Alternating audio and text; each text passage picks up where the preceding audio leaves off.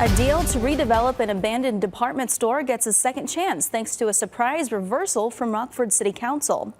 A proposal for new restaurants, retail, and a self-storage facility would fill in the former Kmart off East State Street.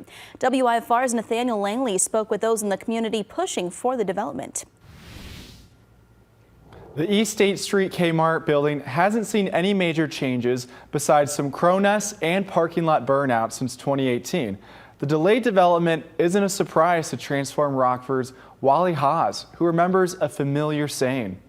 Doing business in the city of Rockford is like doing brain surgery on an ant. Wally Haas says that saying applies now more than ever as developers across Rockford can't get city council approval. They revise their plans, they try to appease aldermen in a number of different ways, and still get told no. And it's not just those trying to bring business to East State Street. Often staff, paid professionals who do this 24/7, their advice is ignored, whereas part-time aldermen think they know better. The council rejected the city-approved plan back in June, and the community hasn't forgotten. I urge all the people that have any kind of stance on this to rethink about it. I think it's a good plan. U-Haul has been awesome to work with. U-Haul bought the property in 2018.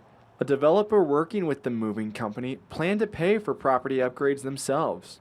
The ordeal concerns Manuel, president of a nonprofit inspiring entrepreneurs. It was kind of scary to see that a company like U-Haul basically had no chance going up against the powerful people that be. City Council complained self-storage wasn't the best development for East State.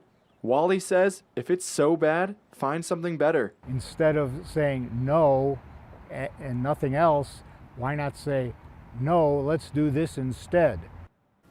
The Transform Rockford director is proud of the city's accomplishments in recent years, but he says communities around Rockford get more done without city council hassle. Thank you, Nathaniel. And City Council has yet to vote on Alderwoman Gina Meek's rejection reversal from Monday night that could come at the next meeting on July 22nd.